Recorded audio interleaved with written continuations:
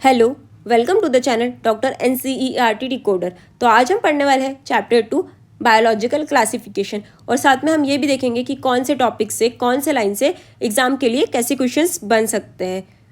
तो chapter start करते हैं। देखो, जब से इंसान इस दुनिया में आया है ना, तब से हमने आसपास के ऑर्गेनिज्म को क्लासीफाई करने की मतलब डिवाइड करने की कोशिश की है। अब पहले कोई बड़ा साइंस तो था नहीं, तो क्लासिफिकेशन किस बेसिस पे होता था? यूज़ के बेसिस पे कि कोई भी ऑर्गेनिज्म दिखा और हमने क्या सोचा कि क्या ये हमारे खाने के काम आएगा, या इसकी स्किन या कोई पार्ट्स हमारे घर बनाने के काम आएंगे, या इसके कोई पार्ट्स हमारे पहनने के काम आएंगे।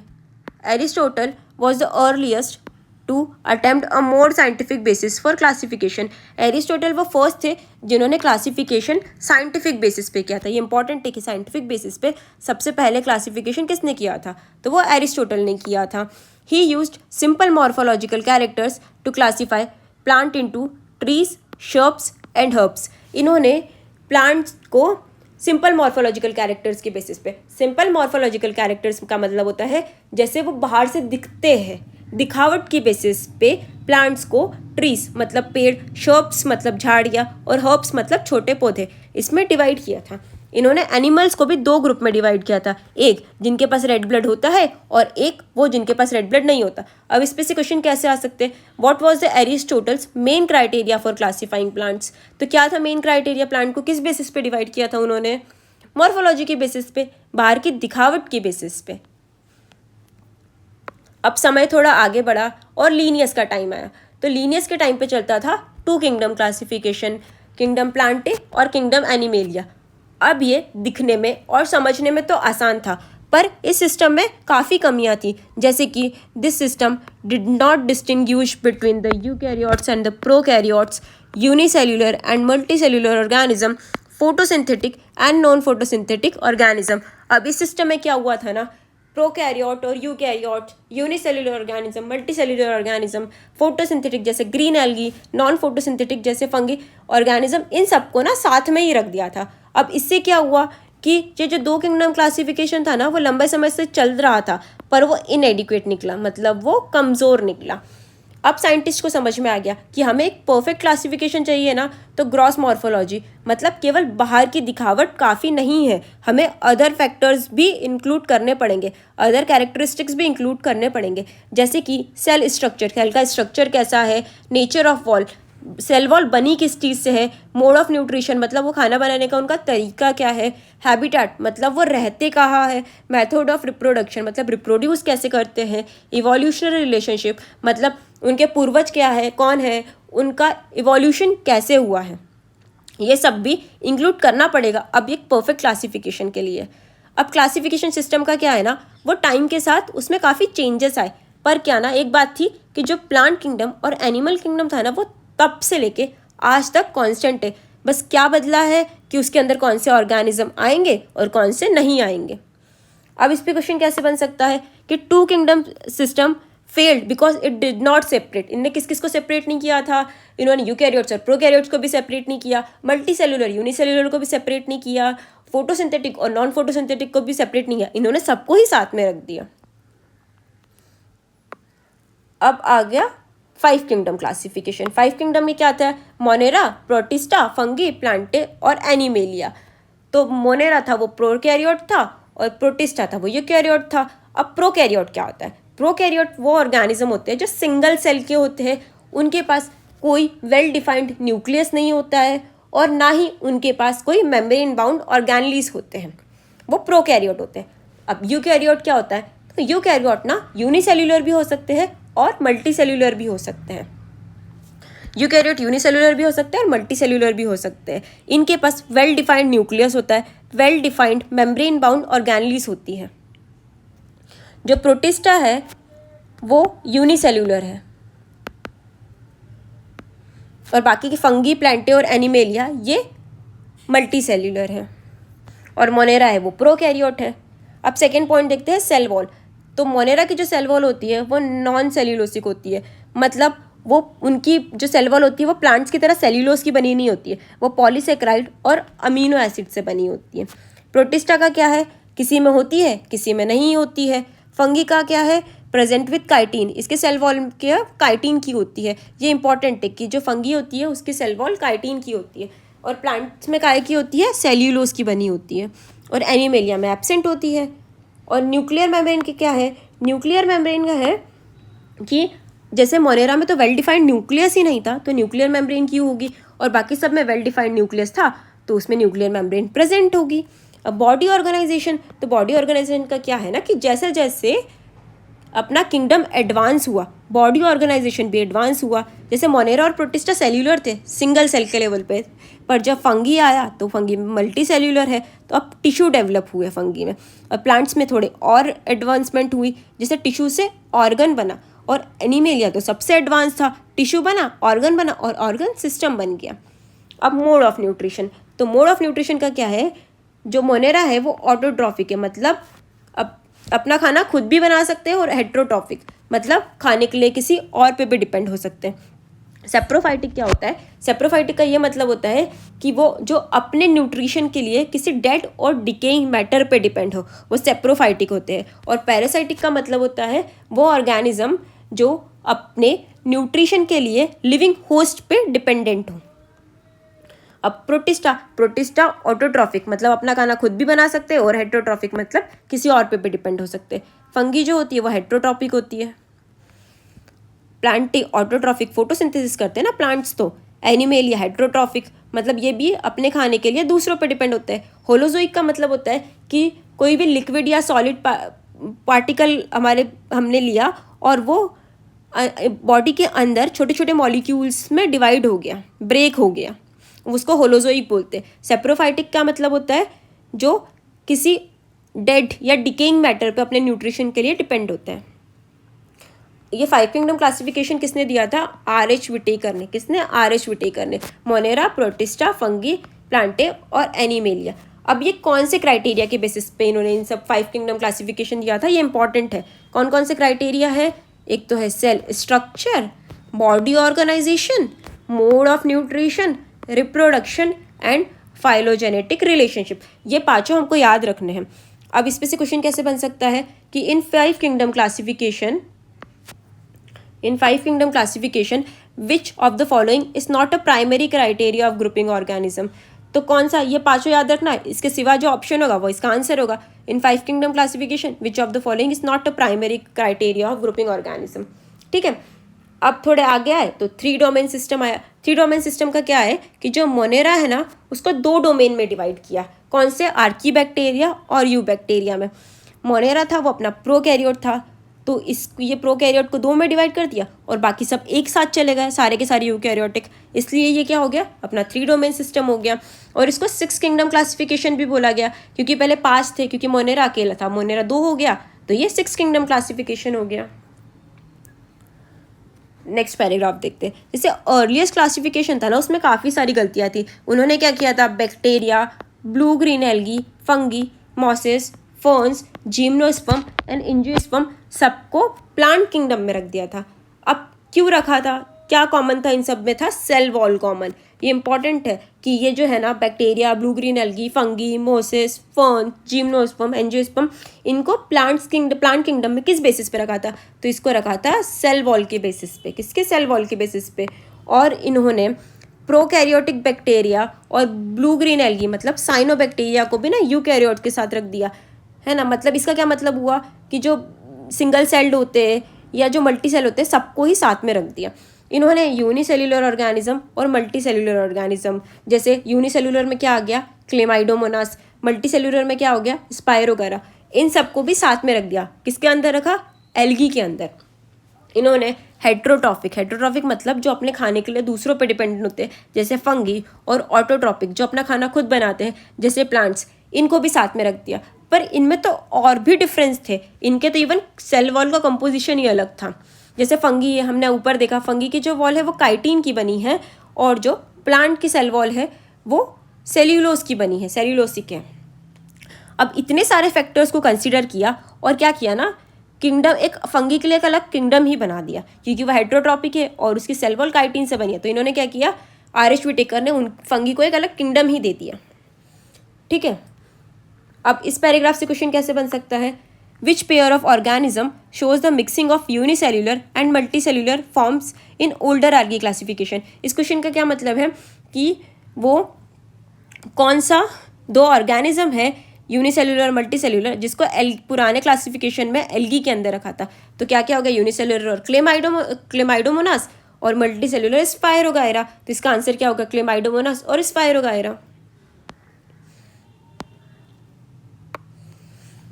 All prokaryotes organism were grouped under kingdom Monera. Unicellular eukaryotes organism were placed in kingdom Protista. अभी हमने देखा कि सारे के सारे प्रोकैरियोटिक ऑर्गेनिज्म किसके अंदर थे, मोनेरा के अंदर, और यूनिसेल्युलर यूकैरियोटिक ऑर्गेनिज्म किसके अंदर थे, प्रोटिस्टा के अंदर। Kingdom Protista has brought together Chlamydomonas, Chlorella, Paramecium and Amoeba together. इसका क्या मतलब हो गया ना कि जब किंगडम प्रोटिस्टा बना तो उसके अंदर क्लेमाइडोमोनास, कोलेरा जो पहले एल्गी के अंदर थे और जिसको प्लांट्स में रखा गया था, उसको पैरामीशियम, अमीबा जो पहले एनिमल किंगडम पे थे। क्यों एनिमल किंगडम में रखा गया था इनको, इनके पास सेल वॉल नहीं थी इसलिए। अब किंगडम प्रोटिस्टा में इन सबको ही रख दिया, क्लेमाइडोमोनास, कोलेरा, पैरामीशियम, अमीबा।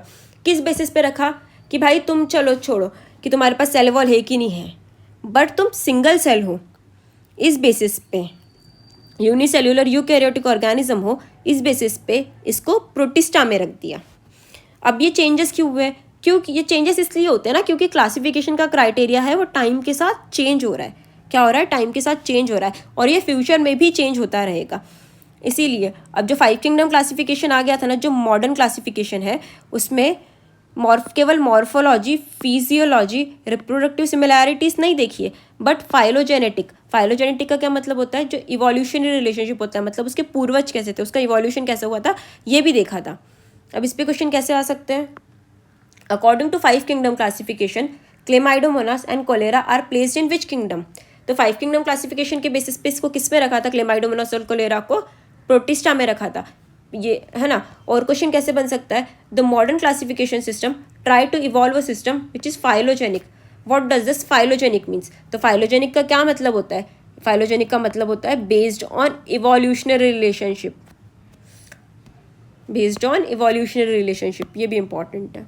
अब हम देखते हैं kingdom Monera. Bacteria are the sole member of the kingdom Monera.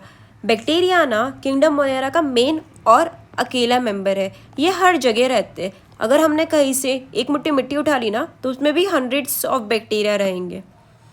ये एक्सट्रीम हैबिटेट मतलब मुश्किल से मुश्किल, खतरनाक से खतरनाक जगह पे भी रह सकते, जैसे हॉट स्प्रिंग, गर्म पानी का झरना, डेजर्ट्स, रेगिस्तान, स्नो, बर्फ़ में, या डीप ओशंस में मतलब गहरे समंदर में, जहाँ कोई और ऑर्गेनिज्म सर्वाइव नहीं कर सकता। Many of them live in and on other organism as a parasite. अब बहुत सारे बैक्टीरिया ना किसी और ऑर्गेनिज्म के अंदर या ऊपर भी रह सकते हैं, अपने फूड के लिए डिपेंडेंट। बैक्टीरिया को ना अपने शेप के बेसिस पे 4 कैटेगरीज में डिवाइड कर दिया। कौन कौन से, जैसे कोका है, कोका हो गया स्पैरिकल शेप का मतलब गोल शेप का, बैसिलस रॉड शेप का मतलब लंबी डंडी जैसा, स्पाइरिला जो घुमावदार होते हैं और उनके पास फ्लैजिलम होते हैं जो उन हेयर लाइक स्ट्रक्चर जो उनके मूवमेंट में हेल्प करते हैं, विब्रियो जो होता है कॉमा शेप का। अब इस पे क्वेश्चन कैसे आ सकते हैं, which of the following organism are the sole member of kingdom Monera. इसका आंसर क्या है, बैक्टीरिया। सेकेंड क्वेश्चन कैसे आ सकता है, match the bacteria shape correctly. तो हमको ना बैक्टीरिया के सारे शेप याद रखना है कि कोकस स्फेरिकल शेप का ही होता है, बैसिलस रॉड शेप का ही होता है, ये याद रखना है हमें। इसमें match the column type question आ सकते हैं। Though the bacterial structure is very simple they are very complex in behaviour. ये लाइन इंपॉर्टेंट है। जो बैक्टीरिया का स्ट्रक्चर है देखो वो तो सिंपल है, सिंगल सेल है, उसमें कुछ नहीं है, पर उनका जो बिहेवियर है मतलब उनका जो काम करने का तरीका है ना वो बहुत कॉम्प्लेक्स है, मतलब वो बहुत मुश्किल है। Compare to many other organism bacteria as a group show the most extensive metabolic diversity. Bacteria के पास ना तरह तरीके से खाना बनाने और पचाने का तरीका होता है, ठीक है। Some of the bacteria are autotrophic, मतलब कुछ बैक्टीरिया है जो ऑटोट्रॉपिक है, मतलब जो खुद का खाना खुद बनाते हैं, और कुछ होते हैं हेट्रोट्रॉप्स जो किसी और पे डिपेंडेंट होते हैं अपने खाने के लिए। और जो ऑटोट्रॉप होते हैं वो 2 टाइप के होते हैं, एक फोटोसिंथेटिक, एक कीमोसिंथेटिक। फोटोसिंथेटिक मतलब जो इसको सनलाइट लगती है, और कीमोसिंथेटिक मतलब जो केमिकल्स से अपना खाना बनाते हैं। अब हेटेरोट्रॉपिक होते हैं मतलब जो किसी और पे डिपेंडेंट होते हैं। अब इसमें भी दो होते हैं, एक वो जो लिविंग ऑर्गेनिज्म पे डिपेंडेंट होंगे और एक वो जो डेड और ऑर्गेनिक मैटर पे डिपेंडेंट होंगे अपने फूड के लिए। इस पे क्वेश्चन कैसे आ सकते हैं? Select the correct statement regarding bacterial structure and bacterial behaviour. तो हमने अभी देखा कि जो बैक्टीरिया का स्ट्रक्चर होता है वो सिंपल होता है और जो बिहेवियर होता है वो कॉम्प्लेक्स होता है। ये याद रखना, ऑप्शन में दोनों पे सिंपल लिख देंगे या दोनों पे कॉम्प्लेक्स लिख देंगे, ये एक कॉम्प्लेक्स है तो हमें ये याद रखना है। सेकेंड क्वेश्चन कैसे हो सकता है? ऐसा group which organism show the most extensive metabolic diversity. तो हमने अभी देखा था, क्या इसका आंसर होगा? बैक्टीरिया। अब हम देखते हैं archaebacteria. Archaebacteria are simple since they live in most of the harsh habitat such as extremely salty areas। अब क्या आर्कीबैक्टीरिया स्पेशल होते हैं क्योंकि ये भी खतरनाक से खतरनाक, मुश्किल से मुश्किल जगह पे रह सकते हैं, जैसे सॉल्टी एरियाज, हॉट स्प्रिंग्स जहाँ बहुत ज़्यादा गर्मी हो, या मर्शी एरिया मतलब जहाँ बहुत ज़्यादा दलदल हो, जैसे मिथानोजेंस। आर्कीबैक्टीरिया में से क्या खासियत है, ये दूसरे बैक्टीरिया से अलग कैसे है कि वो ऐसे इन्वायरमेंट में भी रह सकते हैं, ऐसी एक्सट्रीम कंडीशन में भी रह सकते हैं क्योंकि इनकी जो सेल वॉल है वो डिफरेंट है, इसकी जो सेल वॉल का स्ट्रक्चर है वो डिफरेंट है, इसी कारण से वो ऐसी एक्सट्रीम कंडीशंस में भी सर्वाइव कर सकते हैं। ये इंपॉर्टेंट है। Methanogens are present in the gut of the several ruminant animals such as cows and buffalo and they are responsible for production of methane biogas from the dung of the animal। Methanogens है ना वो ruminant animal जैसे cows और buffalo इनके गट में रहते हैं और ये रिस्पॉन्सिबल होते हैं मिथेन गैस के प्रोडक्शन में। अब मिथेन गैस किससे?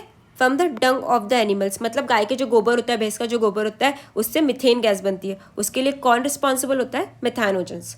अब इस पे क्वेश्चन कैसे आ सकता है? Which group of archaebacteria is responsible for production of biogas. इसका आंसर कौन सा क्या हो गया? मिथेनोजेंस। इसमें दो चीज़ें इंपॉर्टेंट है, एक ये कि इसके डिफरेंट सेल वॉल और स्ट्रक्चर होता है इसलिए ये सर्वाइव कर सकते हैं, और ये मिथेनोजेंस है जो बायोगैस के लिए प्रोडक्शन के लिए होते हैं। अब हम देखते हैं eubacteria. Eubacteria there are thousands of different eubacteria और ट्रू बैक्टीरिया। यू बैक्टीरिया को ही ट्रू बैक्टीरिया भी कहा गया है। इसकी पहचान दो तरीके से होती है, एक इस पर रिजिड सेल वॉल होती है और अगर इफ मोटाइल मतलब अगर घूमते फिरते हुए तो इसके पास एक फ्लैजिलम होगा, मतलब हेयर लाइक स्ट्रक्चर होगा मूवमेंट के लिए।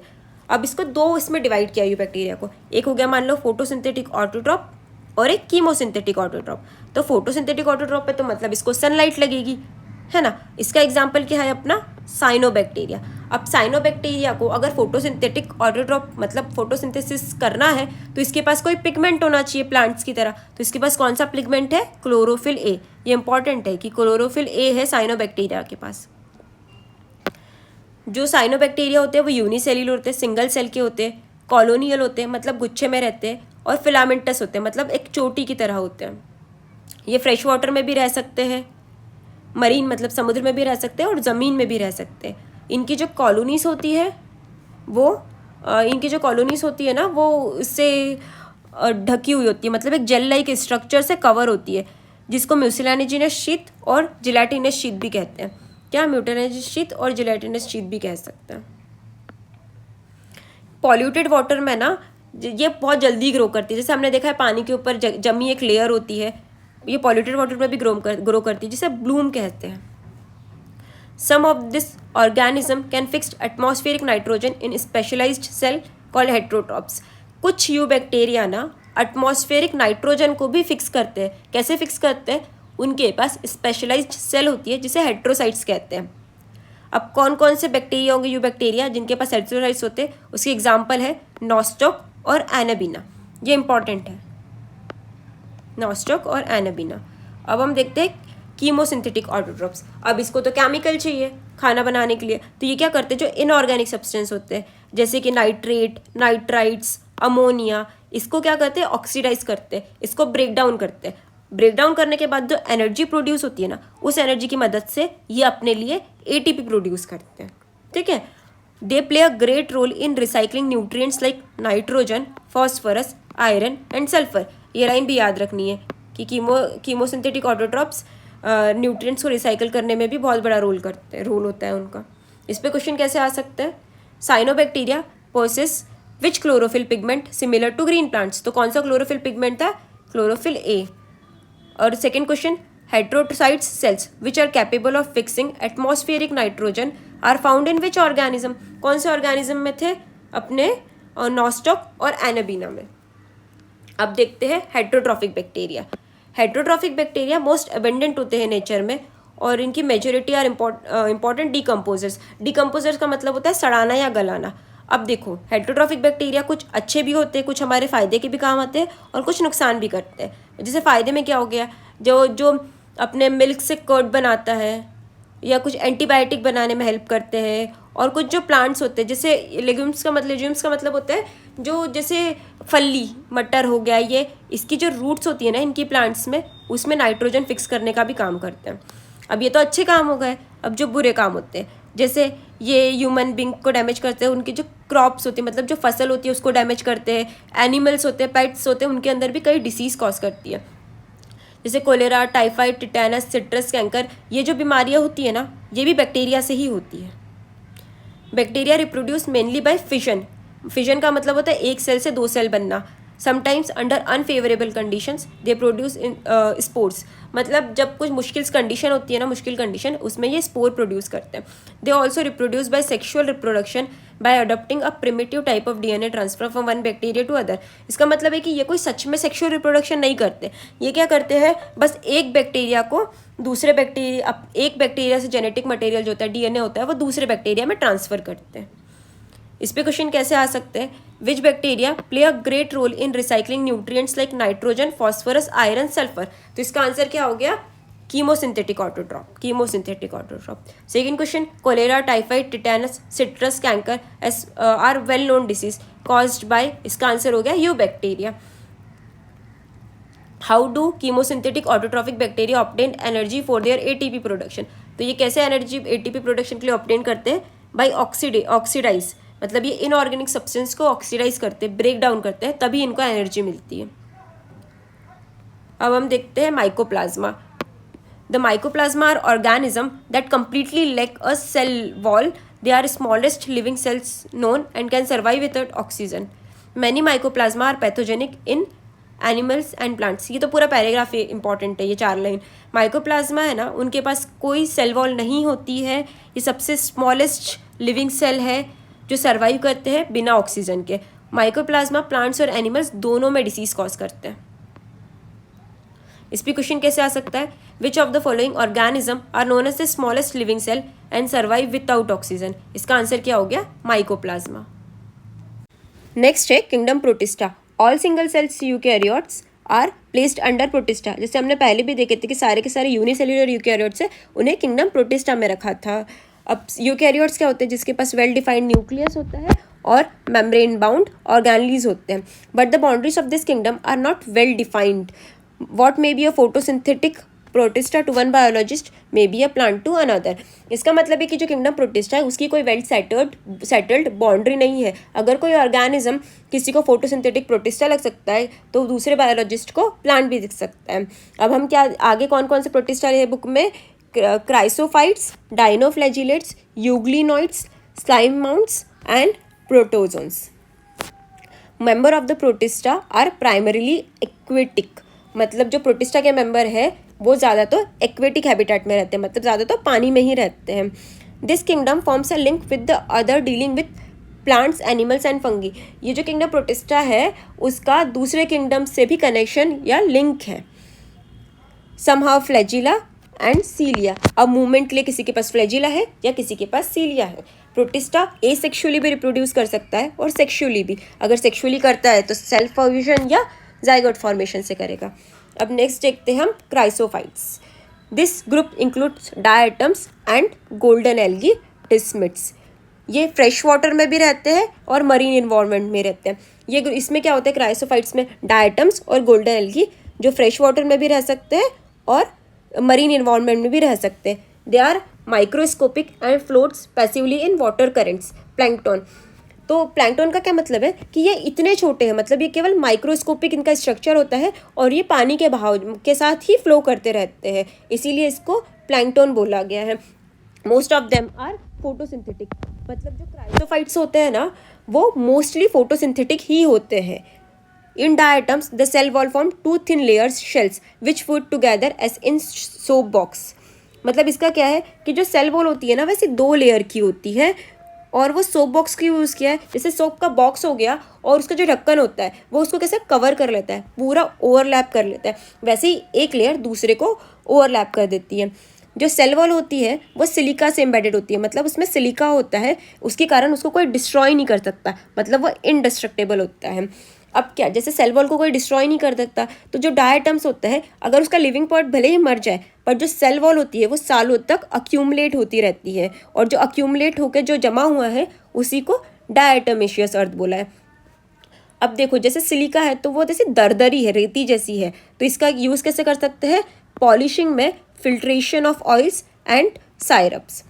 जो डायटम्स है वो chief producers in the oceans है। अब देखो इतने सारे हैं कि जो ऑर्गेनिक मैटर और ऑक्सीजन है ना वो भी यही बनाते हैं, इनकी इतनी ज़्यादा तादाद है। इस पे क्वेश्चन कैसे आ सकता है, the cell wall of the diatoms are indestructible because they are embedded with, तो क्या एम्बेडेड है उसके अंदर, सिलिका, जिसके कारण इसको कोई डिस्ट्रॉय नहीं कर सकता। अब क्या है, डायनोफ्लैजिलेट्स। डायनोफ्लैजिलेट्स है वो ज़्यादा तो मरीन है और फोटोसिंथेटिक है। देखो क्राइसोफाइट्स है वो भी फोटोसिंथेटिक थे, डायनोफ्लैजिलेट्स भी ज़्यादा तो फोटोसिंथेटिक है। ये yellow, green, brown, blue, red ये कैसे भी रह सकते हैं, ये उस पर डिपेंड करता है कि उसके सेल के अंदर पिगमेंट कौन सा है। इसकी जो सेल वॉल है वो बहुत मजबूत सेल्यूलोसिक प्लेट की बनी होती है। स्टिफ मतलब बहुत मजबूत सेल्यूलोसिक प्लेट की होती है। इसके पास 2 फ्लैजिला होता है, एक होते हैं लॉन्गिट्यूडनल और एक ट्रांसवर्स, जो कहाँ रहते हैं, furrow between the wall plates, furrow between the wall plates. जो रेड डायनोफ्लैजिलेट्स होते हैं जैसे कि गोनियोलेक्स, ये क्या करते हैं, बहुत जल्दी मल्टीप्लाई करते हैं और ये बहुत बार तो जैसे सी है ना, इसके मल्टीप्लिकेशन के कारण रेड दिखता है जिसे रेड टाइड्स बोलते हैं। और ये जो है वो बहुत टॉक्सिन्स भी रिलीज़ करते हैं जो फिश या एक्वेटिक जो ऑर्गेनिज्म होते हैं उनको हार्म करते हैं, किल करते हैं। इस पर क्वेश्चन कैसे आ सकता है, in dinoflagellates the flagella arrangement is highly distinctive, where does the transverse flagellum lie, तो वो कहाँ लाई करते हैं, in furrow between the cell wall, ये इंपॉर्टेंट है, in furrow between the cell wall. और क्वेश्चन कैसे आ सकता है कि very often a specific red dinoflagellates undergo rapid multiplication making the sea appear red, identify the organism, तो इसका क्या होगा, कौन सा था ऑर्गेनिज्म जो सी को रेड अपेयर कर रहा था, गोनियोलेक्स। अब देखते हैं euglenoids, majority of them are fresh water organism found in stagnant water, मतलब ये ज़्यादा तो फ्रेश वाटर में ही रहते हैं और ठहरे हुए पानी में, मतलब स्टेगनेंट वाटर में रहते हैं। Instead of the cell wall की जगह पे इसके पास एक प्रोटीन रिच लेयर होती है जिसे पेलिकल कहते हैं, ये इंपॉर्टेंट है, और वो इनकी बॉडी को फ्लेक्सिबल बनाने में हेल्प करती है, ये इंपॉर्टेंट है। Pellicle, protein rich layer pellicle. They have 2 flagella, इनके पास 2 फ्लैजिला है, एक है शॉर्ट और एक है लॉन्ग। और इनके पास क्या प्रॉपर्टी होती है कि ये फोटोसिंथेटिक भी हो सकते हैं और हेट्रोट्रॉफिक भी हो सकते हैं, ये इंपॉर्टेंट है क्योंकि अभी हमने ऊपर के जो देखे थे वो केवल फोटोसिंथेटिक थे, पर यूग्लिनोइड के पास क्या हुआ, फोटोसिंथेटिक भी हो सकता है। अगर सनलाइट प्रेजेंट है तो वो फोटोसिंथेटिक के जैसा काम करेंगे और अगर सनलाइट नहीं है तो वो हेट्रोट्रॉप्स बनेंगे, किसी और स्मॉल ऑर्गेनिज्म का शिकार करेंगे।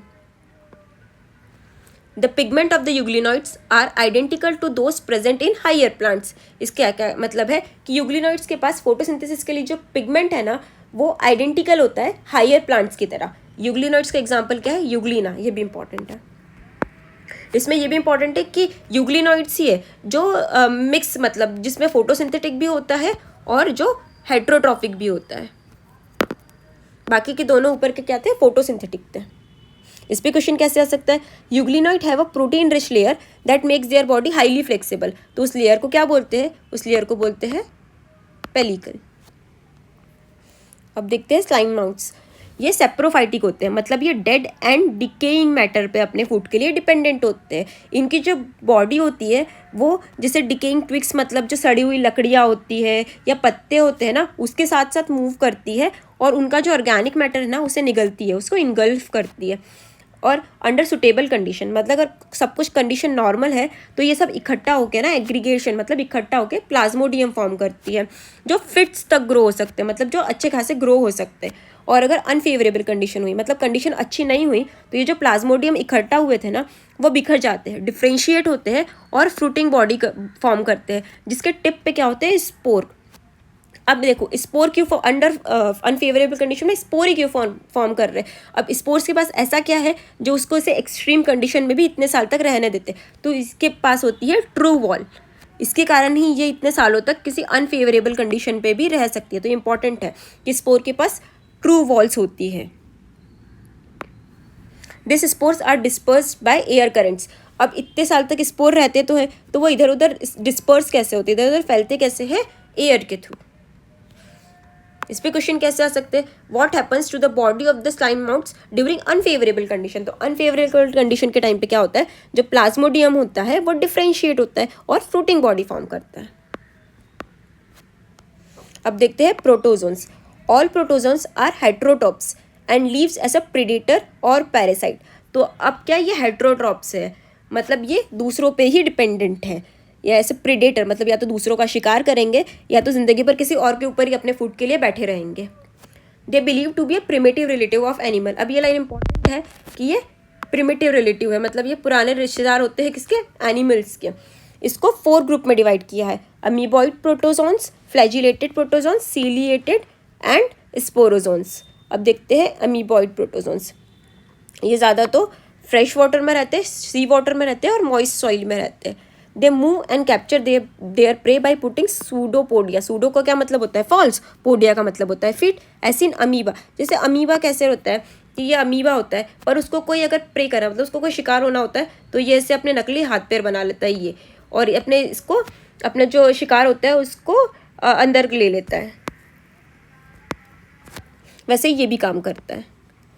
जो मरीन प्रोटोजोन्स होते हैं ना उनके पास ना उनकी सरफेस पे सिलिका सेल्स होती है, ये इंपॉर्टेंट है।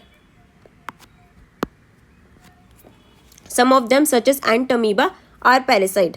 अब कुछ जो अमीबॉइड प्रोटोजोन्स होते हैं ना जैसे एंट अमीबा, वो पैरासाइट की तरह भी रहते हैं किसी और की बॉडी के ऊपर, फूड के लिए डिपेंडेंट रहते हैं, मतलब वो किसी और के बॉडी के ऊपर, ये भी इंपॉर्टेंट है। अब देखते हैं flagellated protozoans. The member of this group are either free living or parasitic. इस ग्रुप के जो मेंबर होते हैं या तो फ्री लिविंग होंगे या तो किसी और के ऊपर बैठे रहेंगे। अब देखो फ्लैजिलेटेड है तो इसके पास फ्लैजिला तो होगा ही। This parasite forms causes disease such as sleeping sickness. ये जो फ्लैजिलेटेड प्रोटोजोन्स होते हैं ना ये स्लिपिंग सिकनेस कॉज करते हैं। कौन सा फ्लैजिलेटेड प्रोटोजोन्स, ट्राइपैनोसोमा। तो ये इंपॉर्टेंट है कि जो ट्राइपैनोसोमा है वो स्लिपिंग सिकनेस कॉज करता है, वो क्या है, फ्लैजिलेटेड प्रोटोजोन्स है। Ciliated protozoans, they are aquatic actively moving organism because of the presence of thousands of cilia. देखो बहुत सारे के सारे प्रोटिस्टा एक्वेटिक ही है और ये एक्टिवली मूव करते हैं। क्यों मूव कर पाते हैं, क्योंकि इनके पास थाउजेंड्स ऑफ सीलिया होते हैं।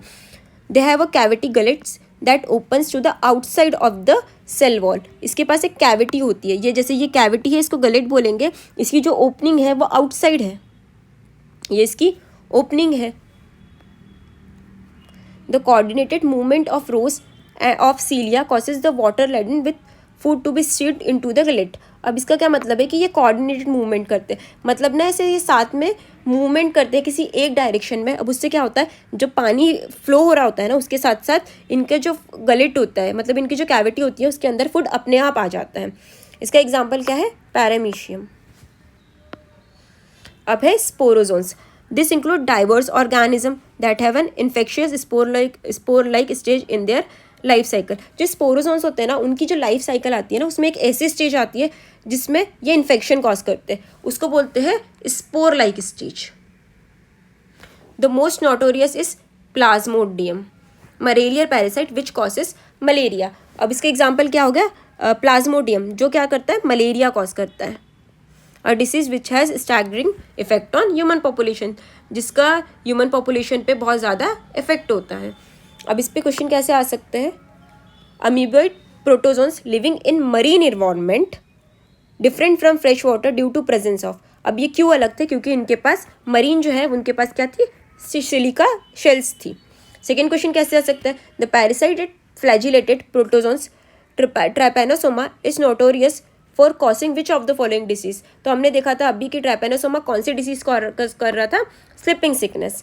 थर्ड क्वेश्चन कैसे आ सकता है, in Paramecium food is stored in a specific body cavity that opens outside the cell structure. इसका क्या आंसर हो सकता है, कौन सी कैविटी थी, इसको क्या बोलते थे, उसको बोलते थे lit.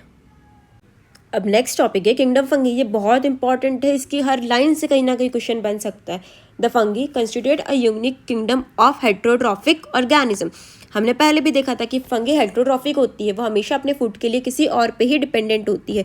They show a great diversity in morphology and habitat. अब ये ना डाइवर्सिटी मतलब इनके शेप और साइज़ में बहुत सारी वैरायटी शो करती है, बहुत सारे शेप साइज़ में मिल जाती है, और बहुत सारे हैबिटेट पे भी, मतलब ये नदी, पानी, हवा, सड़े, गले सब पे ही मिल जाती है।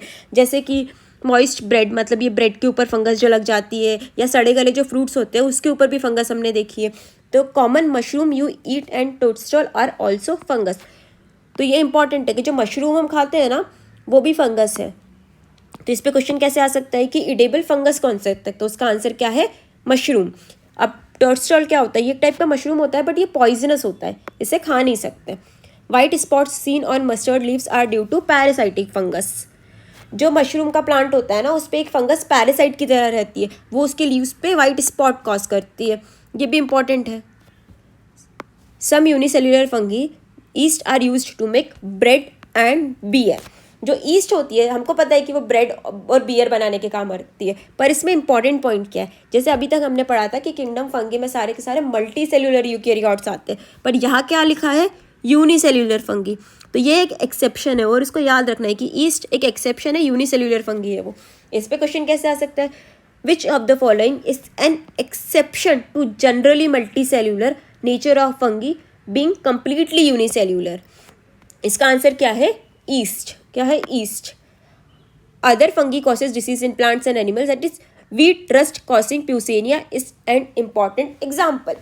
अब ये प्यूसेनिया है, वो एक फंगस है जो वीट के प्लांट पे ना ऐसे रस्ट, मतलब इसके जो वीट का प्लांट है मान लो, उस पर रस्ट का क्या होता है, जैसे जंग, अब दरवाजे पे कैसे जंग लग जाती है बारिश के दिनों में, वैसे ही ऐसे जंग वो वैसा ही दिखेगा, वीट के प्लांट पे होगा, पर वो तो वो कौन कॉज करेगा, प्यूसेनिया कॉज करेगा। और भी प्लांट्स पे होता है पर बुक में एग्जांपल वीट का दिया है तो हमें वीट भी याद रखना। Some are the sources of antibiotics, that is Penicillium. अब सारी की सारी बुरी थोड़ी रहेगी, कुछ अच्छी भी है, कुछ एंटीबायोटिक प्रोवाइड करती है, जैसे कि पेनिसिलियम। ये भी याद रखना है कि पेनिसिलियम एक फंगस है। Fungi are cosmopolitan. अब कॉस्मोपॉलिटन वर्ड सिर्फ पूरे चैप्टर में फंगी में ही यूज़ किया है। कॉस्मोपॉलिटन का मतलब होता है हर ज्योग्राफी में मिलना, हवा, पानी, नदी, मिट्टी, प्लांट, एनिमल सब के ऊपर जैसे मिल रही है, तो ये अलग अलग ज्योग्राफी में मिल रहा है, जैसे कॉस्मोपॉलिटन बोला है। They prefer to grow in warm and humid places. अब ये कहाँ पाए जाते हैं, जहाँ बहुत ज़्यादा नमी होती है, जहाँ टेम्परेचर बहुत ज़्यादा होता है, गर्माहट होती है वहाँ पे, इसीलिए खाने को फ्रिज में रखते हैं, क्योंकि वहाँ टेम्परेचर ठंडा होता है, तो वहाँ फंगी ग्रो नहीं कर पाती है। With the exception of yeast which are unicellular, fungi are filamentous. अभी हमने देखा कि ईस्ट क्या है, यूनिसेल्युलर है, ये एक एक्सेप्शन है, पर बाकी सब तो फिलामेंटस होती है, मतलब मल्टी सेल्युलर होती है। Their body consist of a long slender thread like structure called hyphae. जो फंगी होती है ना उसकी बॉडी कैसी होती है, लंबे धागे की तरह, पतले धागे की तरह होती है, जिसको क्या बोला है, हाइफे। देखो ये हाइफे जैसे लंबा पतला है ना, तो इसकी बॉडी को बोला है hyphae. The network of the hyphae is called mycelium. अब जब अकेला था तो वो हाइफे था, जब वो ऐसे 3-4 उन्होंने नेटवर्क बना लिया है तो उसको क्या बोला है, माइसीलियम। क्या बोला है, mycelium. Some hyphae are continuous tubes filled with multinucleated cytoplasm. This are called coniocytic hyphae. अब इसका क्या मतलब है, जो कुछ हाइफे होते हैं ना वो मल्टीन्यूक्लिएटेड होते हैं। जैसे कि मान लो ये एक सेल है, ये एक पूरा हाइफे है ना, इसके अंदर ही ये हाइफे है, मतलब ये माइसीलियम है पूरी ना, नेटवर्क है हाइफे का। अब ये जो एक हाइफे है मान लो, इसके अंदर कोई डिवीजन नहीं है, ये एक ही सेल है, ये पूरी एक सेल है, इसी के अंदर बहुत सारे न्यूक्लियस पड़े, एक ही साइटोप्लाज्म में बहुत सारे न्यूक्लियस पड़े हैं, तो इसको क्या बोला है, इसको एसेप्टेड और कोनियोसाइटिक बोला है, क्योंकि इसमें कोई सेप्टा नहीं है ना, कोई डिवीजन नहीं है, और उसमें एक ही सेल में, एक ही साइटोप्लाज्म में कई सारे न्यूक्लियस है, ये मल्टी न्यूक्लिएटेड है। इसको क्या बोला है, कोनियोसाइटिक। तो ये इंपॉर्टेंट पॉइंट है। अदर्स हैव सेप्टा और cross walls in their hyphae. अब कुछ में क्या है, सेप्टा है। सेप्टा क्या मतलब होता है, डिवीजन। ऐसे कंपार्टमेंट बन गए हैं, अलग अलग सेप्टा, सेपरेट हो गए हैं सब कुछ, है ना। कुछ हाइफे में ऐसा होता है और कुछ में नहीं होता है। एक ही सेल में बहुत सारे न्यूक्लियस होता है, तो उसको कोनियोसाइटिक बोलते हैं। Most fungi are heterotrophic. अब एक लाइन छूट रही है, जैसे the cell walls of the fungus are composed of chitin and polysaccharide. अब ये इंपॉर्टेंट है, सीधा पूछ सकते हैं क्वेश्चन एग्जाम में कि जो सेल फंगी की सेल वॉल है उसका कंपोजिशन क्या है, तो वो काइटिन और पॉलीसेक्राइड्स की बनी है। Most fungi are heterotrophic. Heterotrophic क्या, पहले ही देख लिया था कि किसी और पे ही अपने फूड के लिए डिपेंडेंट होती है। अब क्या हो सकती है, सेप्रोफाइटिक, मतलब किसी डेड एंड डिकेइंग मैटर पे फूड के लिए डिपेंडेंट होगी, या तो फिर पैरासाइट, जैसे हमने अभी देखा था कि मस्टर्ड पे कैसे बैठी हुई थी और उस पर वाइट स्पॉट कॉज कर रही थी, वैसे पैरासाइट भी हो सकती है। अब क्या आता है, सिम्बायोंट्स। सिम्बायोंट्स का मतलब होता है दो का साथ में रहना, कि अब चल साथ में रहते हैं, इसमें तेरा भी फायदा है मेरा भी फायदा है। तो अब फंगी किसके साथ रहती है, एल्गी के साथ। अगर वो एल्गी के साथ रहेगी तो उसको क्या बोलेंगे, लाइकेन। फंगी के साथ, अगर फंगी एल्गी के साथ रहेगी तो उसको बोला है लाइकेन। अब फंगी एल्गी अपने साथ उसको रखेगी क्यों, क्योंकि फंगी क्या बोलता है, चल मैं तेरे को स्ट्रक्चर प्रोवाइड करता हूँ और तू मुझे खाना दे, तो अपन दोनों का फायदा है, तो इन दोनों को साथ में लाइकेन बोला है। और फंगी अगर हायर प्लांट्स के रूट के साथ रहती है तो उसको क्या बोला है, माइकोराइजा। तो इसमें हायर प्लांट का क्या फ़ायदा है कि ना वो उसके जो प्लांट बड़े बड़े मतलब प्लांट होते हैं या बड़े बड़े ट्री होते हैं ना, उसकी जो रूट ज़मीन में जा रही होती है ना, उसको एक्सटेंशन में हेल्प करते हैं, मतलब उसकी ग्रोथ में हेल्प करते हैं। और बदले में मतलब जो हायर प्लांट है वो फोटोसिंथेसिस करते हैं और वो फंगी को भी फ्रूट प्रोवाइड करते हैं। एल्गी भी सेम फोटोसिंथेसिस करती है और फंगी को फूड प्रोवाइड करती है, तो इसमें दोनों का फायदा हो जाता है। इसको क्या बोला है, माइकोराइजा। अब इस पे क्वेश्चन कैसे आ सकता है, what is the symbiotic relationship in lichen composed of. तो लाइकन में किस किस का रिलेशनशिप है, फंगी प्लस एल्गी का। किसका, फंगी प्लस एल्गी का, है ना, इसको लाइकन बोला है। सेकेंड क्वेश्चन कैसे आ सकता है, a symbiotic association formed between fungi and roots of higher plant is termed as. तो अभी हायर प्लांट्स और फंगी को दोनों को साथ में मिलकर क्या बोला था, माइकोराइजा। क्या, माइकोराइजा। अब देखते हैं आगे, reproduction in fungi can take place by vegetative means. Vegetative means में क्या क्या हो गया, फ्रेगमेंटेशन। फ्रेगमेंटेशन इस एक हाइफी है उसको 2-3 टुकड़े हो गए तो ये क्या हो गया, उसका फ्रेगमेंट हो गया। फिजन है, एक सेल है एक हाइफे है वो 2 में डिवाइड हो गया तो ये हो गया फिजन। बडिंग, बडिंग क्या होता है कि जो एक हाइफे है मान लो, है ना, रुको, एक हाइफे है ये, है ना। अब इसके अंदर क्या हो गया, ये हो गया बडिंग, ये बडिंग हो गई। अब आगे चल के क्या होगा, ये टूट जाएगा और ये अलग हाइफे फॉर्म कर लेगा, तो ये हो गया budding. Asexual reproduction is by spores. Asexual reproduction किससे होगा, स्पोर्स से होगा। अब देखो, अब सब इंपॉर्टेंट, अब सब कुछ याद रखना है। स्पोर कौन कौन से हो गए, कॉनिडिया, स्पेरेंजियोस्पोर, स्पोरेंजियोस्पोर और जूस्पोर। एसेक्सुअल रिप्रोडक्शन में 3 स्पोर आ गए, कोनिडिया, स्पेरेंजियोस्पोर और जूस्पोर। सेक्सुअल रिप्रोडक्शन में आ गया ऊस्पोर, एस्कोस्पोर्स और बेसिडोस्पोर्स, है ना। इसके स्पोर्स ऐसे अलग अलग हमें याद रखने हैं, वो आगे देखेंगे कि कौन सा किस में आ रहा है। The various spores are produced in distinct structure called fruiting body. The sexual cycle involves the 3 step. अब जो स्पोर्स होते हैं वो फ्रूटिंग बॉडी में ही डेवलप होते हैं। अब सेक्सुअल रिप्रोडक्शन की 3 स्टेप्स देखते हैं, ठीक है। तो ये तीनों स्टेप्स याद, मतलब इंपॉर्टेंट, इसे समझो कैसे ये सही है। Fusion of the protoplasm between 2 motile और non motile gametes called plasmogamy. इसका क्या मतलब है, 2 गैमिट्स है ना, 2 सेल्स है मान लो, तो भले ही वो मोटाइल हो या नॉन मोटाइल हो, मतलब भले ही वो सेल्स में मूवमेंट हो रहा हो या ना मूवमेंट हो रहा हो, है ना, पर 2 गैमिट्स, 2 सेल्स हो गई, है ना।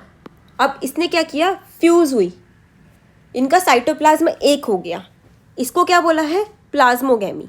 क्या बोला है, प्लाज्मोगैमी। ये देखो 2 सेल्स है एन, है ना, 2 गैमिट्स थे, अब वो एक हो गए तो ये क्या हो गई, ये हो गई प्लाज्मोगैमी। अब वो साइटोप्लाज्म दोनों का एक हो गया। अब सेकंड क्या हो गया, fusion of the 2 nucleus called karyogamy. अब देखो, पहले साइटोप्लाज्म केवल एक हुआ, है ना, तो वो एक सेल बनी पर उसमें न्यूक्लियस 2 थे। अब क्या हो गया, जो 2 न्यूक्लियस थे उसका फ्यूजन हो गया, इसको क्या बोला, कैरियोगैमी। अब वो एक न्यूक्लियस बन गया, है ना, देखो ये एक न्यूक्लियस बन गया, तो ये जो एक सेल और एक न्यूक्लियस बन गया है तो वो 2n कंडीशन हो गई। अब 2n कंडीशन हो गई और उसको क्या बोला है, जाइगोट बोला है। क्या बोला है? जाइगोट। तो कैरियोगैमी बन के एक सेल और एक न्यूक्लियस बन गया, तो इसको जाइगोट बोला है और ये 2n कंडीशन है। ठीक है, अब थर्ड क्या है? Meiosis in zygote results in haploid spores. तो अब ये जो जाइगोट बना था, अब क्या हुई? अब मियोसिस हुई, तो मियोसिस से 4 हैप्लॉइड सेल बने। कितने? 4 हैप्लॉइड सेल। तो क्या है? n n n n haploid cell हो गए अब ये। ठीक है, डिप्लॉइड मतलब जिसमें 2 है और हैप्लॉइड मतलब सिंगल, तो n n n n। Zygote क्या है? वो डिप्लॉइड था, जब उसमें मियोसिस हुई तो ये हैप्लॉइड सेल्स बन गए, है ना। ये हो गया सेक्सुअल रिप्रोडक्शन के स्टेप्स। अब इस पे क्वेश्चन कैसे बन सकता है? In the sexual cycle of fungi what is the correct sequence of events leading to formation of haploid spores. तो क्या था? देखो, सबसे पहले क्या हो रहा था? सबसे पहले प्लाज्मोगैमी हो रहा था। तो फर्स्ट स्टेप क्या हो गई? क्या सीक्वेंस? सबसे पहले प्लाज्मोगैमी हुई, फिर दोनों के न्यूक्लियस एक हो रहे थे, तो क्या हो रहा था? कैरियोगैमी हो रही थी। फिर क्या हो रहा था? फिर जाइगोट फॉर्म हो रहा था, फिर उसमें मियोसिस होकर हैप्लॉइड स्पोर फॉर्म हो रहे थे। तो ये उसका सीक्वेंस हो गया। अब देखते हैं आगे, है ना। When a fungus reproduce sexually, 2 haploid hyphae of compatible mating come together and fuse. अब जो गैमेट्स है ना, उसी को हाइफे बोला है। 2 हैप्लॉइड मतलब ये जो n कंडीशन है, ये एक हाइफे है n और ये दूसरा हाइफे है, तो ये 2 हाइफे दोनों मिलेंगे और फ्यूज होंगे, जिसको प्लाज्मोगैमी बोला था। ठीक है, ये फर्स्ट हो गया। अब सेकेंड क्या है? In some fungi the fusion of the 2 haploid cells immediately result in diploid cells. अब कुछ में क्या होता है ना, जैसे ये प्लाज्मोगैमी हुई और तुरंत ही कैरियोगैमी भी हो गई, दोनों के दोनों सेल मिले, साइटोप्लाज्म मिला और तुरंत ही उसके न्यूक्लियस भी मिल गए। ये किसी में होता है। तो प्लाज्मोगैमी के बाद तुरंत ही कैरियोगैमी हो जाती है ना। तो 2n कंडीशन तुरंत ही हो जाती है। However in some fungi such as ascomycetes and basidiomycetes an intervening dikaryote stage n+n, that is 2 nuclear pulse cells occur and such condition is called dikaryon and the phase is called dikaryophase of fungus. अब इसको एक ऐसे समझो, ये important है, इसको समझना जरूरी है। जैसे कुछ फंगस होते हैं, जैसे एस्कोमाइसिट्स और बेसिडोमाइसिट्स।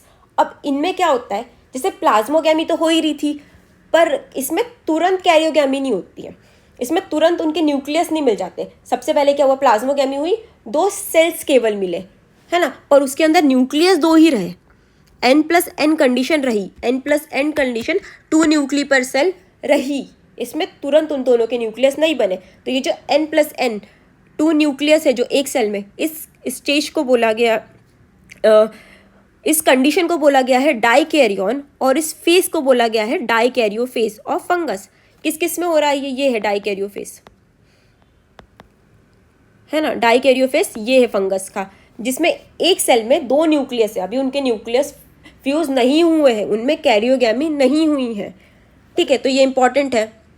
इस कंडीशन को डाइकैरियन बोला है, फेस को डाइकैरियोफेस बोला है। और स्टेज क्या है? ये एक स्टेज है ना, एक सीक्वेंस के बीच में आ रही है, तो ये डाइकैरियोटिक स्टेज है। Later the parental nuclei fuse and the cell become diploid. अब ये तो एक स्टेज थी ना, इसके बाद कैरियोगैमी तो होना ही है कुछ टाइम बाद, तो दोनों के न्यूक्लियस फ्यूज हुए और डिप्लॉइड सेल बनी, जाइगोट बना, 2n बना diploid cells. The fungi form fruiting bodies in which reduction division occur leading to formation of haploid spores. फिर आगे की प्रोसेस तो सेम ही है ना, डिप्लॉइड सेल्स बने, मियोसिस हुआ, उसके बाद क्या बने? हैप्लॉइड सेल बन गए, हैप्लॉइड स्पोर्स मतलब। अब इस पे क्वेश्चन कैसे आ सकता है? What defines the dikaryon stage observed in ascomycetes and basidiomycetes. तो डाइकैरियन स्टेज क्या मतलब, किसको बोल रहे हैं, क्या डिफाइन कर रही है? तो ये क्या डिफाइन कर रही है? एक ही सेल में 2 न्यूक्लियस का होना। तो इसका आंसर क्या है? n+n, दैट इज 2 न्यूक्ली पर सेल, है ना। The morphology of the mycelium, mode of spore formation and fruiting body form the basis for the division of kingdom into various classes. तो अब ना फंगी को 4 क्लासेस में डिवाइड किया है, फाइकोमाइसिट्स, एस्कोमाइसिट्स, बेसिडोमाइसिट्स एंड ड्यूटेरोमाइसिट्स। अभी किस बेसिस पे किया है? मॉर्फोलॉजी ऑफ माइसेलियम, उसका माइसेलियम कैसा है, उसमें सेप्टा है कि नहीं सेप्टा है, एक ही में बहुत सारे न्यूक्लियस है कि नहीं है। मोड ऑफ स्पोर फॉर्मेशन मतलब एक्सोजीनियसली बन रहे हैं कि एंडोजीनियसली बन रहे हैं कि कैसे बन रहे हैं, उसकी फ्रूटिंग बॉडी कैसी है, इस बेसिस पे ना उसे 4 क्लासेस में डिवाइड किया। अब सबसे हम पहले पढ़ते हैं phycomycetes. Phycomycetes are found in aquatic habitat. कैसे में मिलते हैं? एक्वेटिक हैबिटेट में, एंड ऑन डिकेइंग वुड। अब देखो, पानी में मिल रहे हैं, और जो सड़ी गली लकड़ी होती है ना, बारिश के दिनों में ऐसे लकड़ियों पे एकदम सड़न लग जाती है, सीलन लग जाती है जिसको बोलते हैं, वैसे मिलती है। ये ऑब्लिगेट पैरासाइट ऑन प्लांट्स, या फिर किसी और प्लांट पे अपने फूड के लिए हम देख ही रहे कब से फंगी पैरासाइट का काम कर ही रही है। जैसे कि क्या मस्टर्ड पे हमने देखा था, है ना, वो उस पर वाइट स्पॉट कॉज कर रही थी, वो पैरासाइट की तरह ही तो रह रही थी, वो हो गया। The mycelium is एसेप्टेड and कोनियोसाइटिक। अब ये इंपॉर्टेंट है, फाइकोमाइसीट्स का कैसा है माइसेलियम, एसेप्टेड एंड कोनियोसाइटिक। कैसा है देखो यहाँ पे, स्ट्रेट है ना, ये माइसेलियम हो गया, इसमें कोई सेप्टा नहीं है, ऐसे सेप्टा नहीं है, एसेप्टेड है। और कैसे कोनियोसाइटिक, मतलब एक ही सेल में बहुत सारे न्यूक्लियस है, कैसे एक ही सेल में बहुत सारे न्यूक्लियस है। तो ये क्या है, कोनियोसाइटिक, सेप्टेट नहीं है इसमें, तो ये एसेप्टेड हो गए बिना सेप्टा के, और कोनियोसाइटिक क्योंकि एक सेल में बहुत सारे न्यूक्लियस है। अब हम देखते हैं इसका रिप्रोडक्शन। तो इसमें एसेक्सुअल रिप्रोडक्शन कैसे होता है ये देखते हैं। सबसे पहले एसेक्सुअल रिप्रोडक्शन के लिए दो स्पोर होते हैं, जूस्पोर और अप्लानोस्पोर। अगर मोटाइल हुए तो मतलब मूवमेंट करते हो तो जूस्पोर, और नहीं मूवमेंट करते हो तो एप्लानोस्पोर। अब this spores are endogenously produced in sporangium. तो ये जो स्पोर होते हैं ना, जूस्पोर और अप्लानोस्पोर, वो एक स्ट्रक्चर के अंदर बनते हैं जिसको स्पोरेंजियम बोला गया। अब इसको समझो, जैसे ये एक हाइफे हो गया हमारा, है ना, तो ये हाइफे है, इसके ऊपर ये जो ग्रीन लेयर है, ये जो ग्रीन है वो एक बैग जैसा है मान लो। अब इस बैग के अंदर स्पोर बन रहे हैं, और ये जो बैग है उसको स्पोरेंजियम बोला है ना। तो बैग के अंदर बन रहे हैं तो इसको क्या एंडोजीनियसली बोलेंगे ना, क्योंकि वो अंदर बन रहे हैं। और ये जो रेड है वो स्पोर्स है, तो ये जो ग्रीन है वो स्पोरेंजियम है, एक बैग है उसके अंदर स्पोर फॉर्म कर रहे हैं। कौन कौन से स्पोर फॉर्म हो रहे हैं, जूस्पोर और अप्लानोस्पोर, है ना। Zygospore is formed by the fusion of two gametes. अब सेक्सुअल रिप्रोडक्शन देख रहे हैं, जाइगोस्पोर क्या है, सेक्सुअल है। This gametes are similar in morphology, that is isogamous or dissimilar anisogamous. अब इसको समझो, दो गैमेट्स है ना, ये दो गैमेट्स से दोनों फ्यूज हो रहे हैं और जाइगोस्पोर फॉर्म कर रहे हैं। क्या फॉर्म कर रहे हैं, जाइगोस्पोर। अब अगर ये दोनों जो गैमेट्स है वो सेम साइज के हुए तो आइसोगैमस हुए, और वो अगर अलग अलग साइज के हुए ऐसे तो वो क्या है, एनिसोगैमस और oogamous. Some common examples are Mucor, Rhizopus, Albugo. तो ये याद रखना, इसको राम से भी याद रख सकते हैं या कोई और निमोनिक भी हो सकता है। तो एग्जाम्पल्स तो हमें वैसे भी याद रखने ही है। ये एल्बिगो जो हमने मस्टर्ड के ऊपर वाइट स्पॉट पैरासाइट फंगस पढ़ा था, वो एल्बिगो। अब फाइकोमाइसीट्स पे क्वेश्चन कैसे आ सकता है, which class of fungi is distinguished by having a aseptate and coenocytic mycelial structure arrangement. अब हमें एक चीज़ तो अभी से याद रखनी है कि केवल जो फाइकोमाइसीट्स है ना उसी में एसेप्टेड और कोनियोसाइटिक है, बाकी सब में कैसा है, ब्रांच्ड और सेप्टेड है ना। केवल अकेला फाइकोमाइसीट्स है जिसके अंदर सेप्टा नहीं है, एसेप्टेड है और कोनियोसाइटिक है, एक ही सेल में बहुत सारे न्यूक्लियस है। बाकी सब भी जितने हम देखेंगे ना सब में सेप्टा है और सब में ब्रांच है, तो ये अभी से याद रखना है। अब देखते हैं एस्कोमाइसीट्स, कॉमनली नोन एज सेक फंगी। ये इंपॉर्टेंट है कि सेक फंगी किसको बोलते हैं, तो सीधा क्वेश्चन आ सकता है। The ascomycetes are mostly multicellular, तो सारी की सारी फंगी तो ज़्यादा मल्टी सेल्यूलर ही है। पेनिसिलिन किसका एग्जाम्पल है, जो एंटीबायोटिक प्रोवाइड कर रहा था, एस्कोमाइसीट्स का, पेनिसिलियम। और रेयरली यूनिसेल्यूलर, यूनिसेल्यूलर में क्या था, ईस्ट, तो ईस्ट भी किसका एग्जाम्पल आ रहा है, एस्कोमाइसीट्स का। ईस्ट कौन सा, सैकेरोमाइसिस। तो ये याद रखना है, इस क्वेश्चन सीधा आ सकता है। दे आर सेप्रोफाइटिक, सेप्रोफाइटिक क्या था, डेड एंड डिकेइंग पे अपने फूड के लिए डिपेंडेंट कर रहा था। डीकम्पोजर जो सड़ी गली चीज़ें होती है उसके ऊपर रहता है, फंगस का तो काम ही है। पैरासाइटिक है, जैसे अभी हमने देखा, पैरासाइटिक मतलब किसी लिविंग ऑर्गेनिज्म पे डिपेंडेंट है। और एक अब इम्पॉर्टेंट आ रहा है कैप्रोफिलस। अब ये हमने कहीं और नहीं देखा है पूरे चैप्टर में, कहाँ देखा है, केवल एस्कोमाइसीट्स का। तो कैप्रोफिलस का नाम आया और दिमाग में आना चाहिए एस्कोमाइसीट्स। इसका क्या मतलब होता है, जो गोबर या डंग पे ग्रो करते हैं वो केवल एस्कोमाइसीट्स है। तो ये याद रखना है, इस पर सीधा क्वेश्चन पूछ सकते हैं ना कि कैप्रोफिलस क्या है, ये कैप्रोफिलस किससे रिलेटेड है, तो ये याद रखना। अब इसका माइसीलियम कैसा है, तो अभी मैंने क्या बोला था कि केवल फाइकोमाइसीट्स है जिसका जो माइसीलियम है वो असेप्टेड और कोनियोसाइटिक होता है। बाकी सबका कैसा है, ब्रांच्ड और सेप्टेड, ब्रांच्ड है और सेप्टेड है। जैसे ये देखो, ये माइसीलियम है, ये ब्रांच्ड है, ये हो गई उसकी ब्रांच, है ना, ये ब्रांच है और सेप्टेड है। देखो ये सेप्टा है, इसमें ये कंपार्टमेंट बने हुए हैं ना, तो ये सेप्टेड भी हो गई और ब्रांच्ड भी हो गई। अब देखते हैं हम इसका एसेक्सुअल रिप्रोडक्शन। तो एसेक्सुअल रिप्रोडक्शन किससे हो रहा है? इसके स्पोर से, कॉनिडिया। क्या है? कॉनिडिया। सबके स्पोर्स याद रखने, इस पर सीधा क्वेश्चन होता है कि इसका स्पोर क्या बोलते हैं, तो इसका स्पोर है कॉनिडिया। प्रोड्यूस एक्सोजीनियसली, ये इंपॉर्टेंट है, exogenously on a special mycelium called conidiophores. देखो अब इसको समझो, ये अपना माइसीलियम था, है ना। अब ये हो गए जो रेड रेड बने हैं वो स्पोर है। कौन से स्पोर है? कॉनिडिया। क्या स्पोर है? कॉनिडिया। पर ये किसी बैग के अंदर बन रहे हैं क्या? इसके ऊपर कोई कवरिंग ऐसी थैली जैसा दिख रहा है क्या? जैसे स्पोरेंजियम, ऐसा कोई थैली जैसा दिख रहा है क्या? नहीं ना, नहीं दिख रहा है। ये तो ऐसे ओपनली बन रहे हैं, किसी के अंदर नहीं है। तो ये कैसे फॉर्म हो रहे हैं? एक्सोजीनियसली, है ना। उसके अंदर क्या हो रहा था? उसके अंदर एक बैग, मतलब उसके अंदर थैली के स्ट्रक्चर के अंदर बन रहे थे, जिसे स्पोरेंजियम बोला था, तो वो एंडोजीनियसली वर्ड यूज़ किया था, है ना। पर ये किसी के अंदर बन रहे नहीं, ये ओपन में बन रहे, तो ये एक्सोजीनियसली फॉर्म कर रहे हैं। और ये जिस माइसीलियम के ऊपर ये बनता है, उस स्पेशल माइसीलियम को क्या बोलते हैं? कॉनिडोफोर्स। तो इसको क्या बोला है? कॉनिडोफोर। जो ये पूरा माइसीलियम है उसको। Conidia on germination produced mycelium. अब रिप्रोडक्शन इसलिए हो रहा है ना कि और उसकी ग्रोथ, मतलब और नए बन सके, तो नया माइसीलियम बनेगा जब ये जर्मिनेट करेगा। अब देखते हैं हम सेक्शुअल स्पोर्स, है ना। एसेक्सुअल स्पोर समझ में आ गया कि कॉनिडिया है, एक्सोजीनियसली बन रहा है, और उस माइसीलियम को कॉनिडोफोर्स बोला है ना। अब देखते हैं सेक्शुअल स्पोर्स। सेक्शुअल स्पोर्स है एस्कोस्पोर्स। क्या है? Ascospores. This spores are endogenously produce endogenously in sac like asci. This asci are arrange in different type of fruiting body called ascocarps. अब इसको समझो, जैसे ये ब्लैक ब्लैक है, ये हाइफे हो गए अपने, है ना, ये हाइफे है। अब ये जो ग्रीन है ये क्या है? एस्की, है ना। ये चारों के चारों साथ में है तो उसको एस्की बोला है, और ये एक को बोलेंगे तो उसको एस्कस बोलेंगे। अब ये एक थैली है ना, जैसे वहाँ स्पोरेंजियम था वैसे ही मान लो, ये एक बैग है, इसके अंदर स्पोर बन रहे हैं, तो ये एंडोजीनियसली बन रहे हैं, उस बैग के अंदर बन रहे हैं ना, तो ये एंडोजीनियसली बन रहे हैं। कैसे? एंडोजीनियसली। एक सेक लाइक स्ट्रक्चर, मतलब जो बैग है या सेक, उसको सेक बोलो, तो ये उसके अंदर बन रहे हैं। तो ये जो ग्रीन है जिसके अंदर वो बन रहे हैं, उसको एक है तो उसको एस्कस बोला है, और अगर चारों को साथ में लेंगे तो उसको एस्की बोलेंगे, है ना। और जो रेड रेड है, जो स्पोर है, वो एस्को स्पोर है। और अब क्या? This asci are arrange in different type of fruiting body. अब ये किसके अंदर अरेंज है? ये फ्रूटिंग बॉडी के अंदर। ये जो ब्लैक ये कवरिंग है, ये उसकी फ्रूटिंग बॉडी है, इसको क्या बोला है? एस्कोकार्प्स। क्या बोला है? एस्कोकार्प्स। तो ये जिसके अंदर अरेंज है, ये जो फ्रूटिंग बॉडी है इसकी, उसको क्या बोला है? एस्कोकार्प्स। तो ये याद रखना है कि इसके सेक्शुअल स्पोर क्या है? एस्कोस्पोर से एंडोजीनियसली प्रोड्यूस है। सेक लाइक मतलब एक बैग जैसे स्ट्रक्चर के अंदर प्रोड्यूस हो रहे हैं, और इसकी जो फ्रूटिंग बॉडी है उसको एस्कोकार्प्स बोला है। अब इसके एग्जाम्पल देखते हैं। इसके एग्जाम्पल है एस्परजिलस, क्लाइविस्टेप्स, न्यूरोस्पोरा। याद रखना है, Neurospora is used extensively in biochemical and genetic work. ये इंपॉर्टेंट है, इस पे क्वेश्चन कैसे आ सकता है, जैसे ये क्वेश्चन लिखा है यहाँ पे, which fungal organism is famously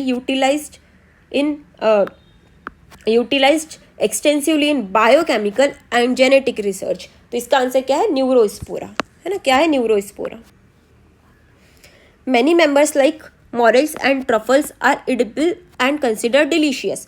अब देखो, अब कंफ्यूज नहीं होना है, जब भी क्वेश्चन में पूछे कि डिलीशियस कौन सा है ना, तो उसमें मॉरेल्स एंड ट्रफल्स आएगा, क्योंकि मशरूम तो इडेबल हमने वहाँ पे भी पढ़ा था। आप बोलोगे कि इडेबल पे उस टाइम पे बोला था कि इडेबल पे आंसर आएगा, मशरूम नहीं।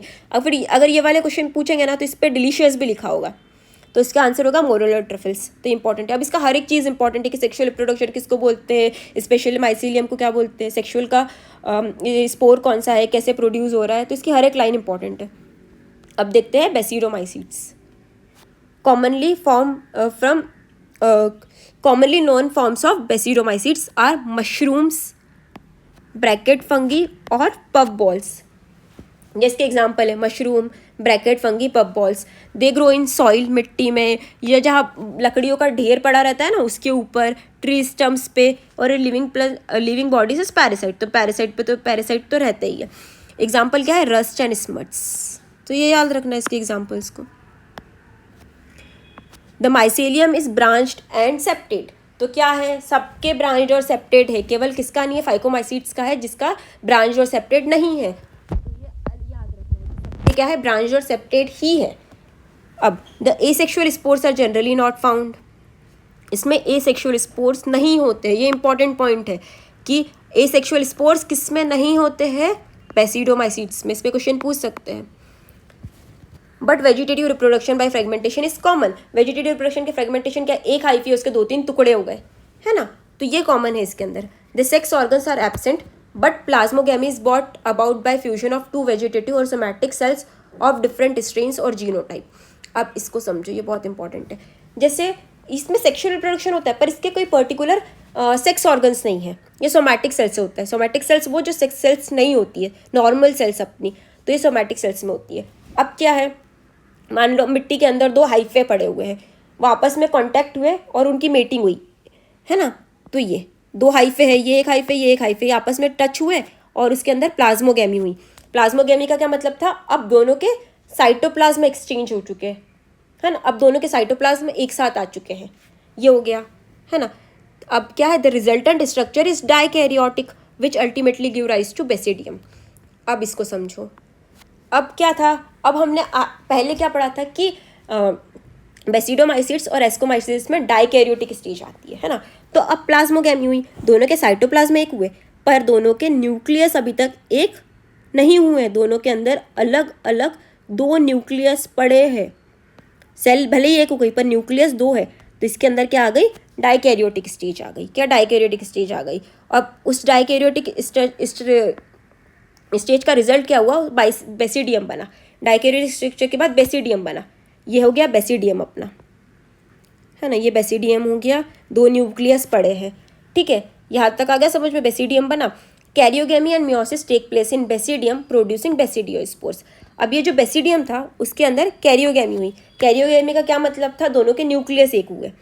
अब ये हो गई कैरियोगेमी, तो क्या हुआ, दोनों के न्यूक्लियस एक हो गए तो एक बड़ा सा न्यूक्लियस बन गया, है ना, ये बेसिडियम है, अब एक न्यूक्लियस का हो गया, कैरियोगेमी हो गई। अब जो बेसिडियम था उसमें हो गया मियोसिस, है ना, मियोसिस हुआ तो उससे क्या बनी, 4 बेसिडोस्पोर्स बने। क्या बने, 4 बेसिडोस्पोर्स। मियोसिस से जैसे वहाँ हैप्लॉइड सेल्स बनी थी, है ना, तो मियोसिस होने के बाद यहाँ क्या बनी, वहाँ 4 हैप्लॉइड सेल्स बनी थी, वही हैप्लॉइड सेल्स मतलब यहाँ क्या बने, बेसिडोस्पोर बने। ये 4 बेसिडोस्पोर है, ये स्पोर है पूरे, उसके अंदर एक एक न्यूक्लियस है रेड वाले, है ना, तो ये बेसिडोस्पोर बने। और ये कैसे बने, एक्सोजीनियसली। कैसे बने, एक्सोजीनियसली, ये इंपॉर्टेंट है। The basidiospores are exogenously produced on the basidium. ये अपना बेसिडियम था ना, ये बेसिडियम था, इसके ऊपर ये जो ये बेसिडियम है, इसके ऊपर एक्सोजीनियसली ये 4 स्पोर बन गए। और the basidia are arrange in fruiting body called basidiocarps. ये जो फ्रूटिंग बॉडी है, जो ब्लैक ये जो है, ये क्या है, ये बेसिडोकार्प है, ये एक उसकी फ्रूटिंग बॉडी है जिसके अंदर ही अरेंज है, तो इसको बेसिडोकार्प बोला है। अब देखो ये मशरूम जैसा हो गया ना, ये नीचे की डंडी और ये ऊपर का छत्ता, है ना, ऐसे ही मशरूम होते हैं। अब इसका एग्जाम्पल क्या है, एग्रिकस, हिस्टिलैगो और प्यूसिनिया। ये तो याद रखना, जैसे प्यूसिनिया हमने पहले भी पढ़ा था कि ये वीट रस्ट कॉज करता है। एस्केरिस किसको बोलते हैं, मशरूम को। हिस्टिलैगो किसको बोलते हैं, स्मिट को। ये तो याद रखना है इसके एग्जाम्पल्स। अब हम देखते हैं deuteromycetes, commonly known as imperfect fungi. बहुत इंपॉर्टेंट है, इनपरफेक्ट फंगी किसको बोलते हैं, डायरेक्ट क्वेश्चन आ सकता है। बिकॉज ओनली द सेक्शुअल और vegetative phase of this fungus are known. अब इनपरफेक्ट फंगी बोलते तो है, पर क्यों बोलते हैं ये भी हमें याद होना चाहिए, क्योंकि इसमें केवल एसेक्सुअल और वेजिटेटिव फेस पता है, इसका सेक्सुअल फेस नहीं पता है। तो इसका आंसर क्या है कि इसमें केवल एसेक्सुअल और वेजिटेटिव फेस मिलता है, सेक्सुअल फेस नहीं मिलता है, इसीलिए इसको इनपरफेक्ट फंगी बोला है। When the sexual forms of this fungi were discovered, they were moved into the class, they were rightly belonged. अब मानो कि कोई फंगी दिखी, अब उसमें केवल ना हमें अभी दिख रहा है कि ये सेक्सुअल, एसेक्सुअल और वेजिटेटिव फेस ही कर पा रहा है ना, वैसे ही रिप्रोडक्शन कर रहा है। पर कुछ सालों बाद किसी और साइंटिस्ट को या किसी और बायोलॉजिस्ट को लगा अरे इसमें तो सेक्सुअल भी हो रहा है, तो उसको ड्यूटेरोमाइसिट्स में अभी तक पटका था। क्यों, क्योंकि वो एसेक्सुअल और वेजिटेटिव कर रहा था। बट अब उसकी सेक्सुअल स्टेज मिली तो उसको वहाँ रख देंगे जहाँ उसका वो बिलोंग करता है, जहाँ एसेक्सुअल और सेक्सुअल दोनों रिप्रोडक्शन हो रहे होंगे। It is possible that the asexual and vegetative stage have the one name and the sexual stage another. Later the linkage were established, the fungi were currently moved out. जैसे अभी मैंने अभी बोला ना कि जब तक नहीं पता रहता है कि सेक्सुअल रिप्रोडक्शन हो रहा है उसमें, तब तक उसको रखा है। पर जब भी अगर बाई चांस मिल गया कि किसी बायोलॉजिकल लगा नहीं, ये तो इतने सालों बाद पता चला कि अरे ये तो सेक्सुअल रिप्रोडक्शन भी कर रहा है, तो उसको ड्यूटेरोमाइसिट्स से उठाएंगे और उसको एस्कोमाइसिट्स या बेसिडोमाइसिट्स में रख देंगे कि वो वही बिलोंग करता है। The deuteromycetes reproduce only by asexual spore known as conidia. तो ये इंपॉर्टेंट है, कॉनिडिया और किस में मिल रहे थे, एस्कोमाइसीट्स में मिल रहे थे। तो ये पूछ सकते हैं कि कॉनिडिया किस किस में मिलते हैं, तो इसका आंसर क्या होगा, ड्यूटेरोमाइसीट्स और एस्कोमाइसीट्स, है ना। तो ये इंपॉर्टेंट है, इस पर क्वेश्चन सीधा आ सकता है। The mycelium septate and branch, तो पहले भी हमने देखा था कि केवल जो फाइकोमाइसीट्स है उसमें ही एसेप्टेड और कोनियोसाइटिक होते हैं, बाकी सब में ब्रांच और सेप्टेड ही होते हैं। सम मेंबर्स आर सेप्रोफाइटिक और पैरासाइटिक, तो सेप्रोफाइटिक पैरासाइटिक किसी और डेड एंड डिकेइंग पे होंगे या तो किसी लिविंग पे होंगे। With a large number of them are decomposers of litter and help in mineral cycling. अब ये इंपॉर्टेंट है कि ऐसा क्वेश्चन आ सकता है कि large number of decompose of litres कौन है, तो वो कौन है, ड्यूटेरोमाइसीट्स। अब इसका क्या मतलब है, जैसे प्लांट के बड़े बड़े पेड़ होते हैं, उसके जो पत्ते गिर जाते हैं, पत्ते उसकी जो टहनियाँ गिर जाती है ना, ये उसको डिकम्पोज करती है मिट्टी के अंदर। अब डिकम्पोज हुई तो मिनरल बने मिट्टी के अंदर, है ना, सॉइल में मिनरल्स बने, तो इसीलिए हेल्प इन मिनरल साइक्लिंग ये लिखा है इसके अंदर, हेल्प इन मिनरल साइक्लिंग।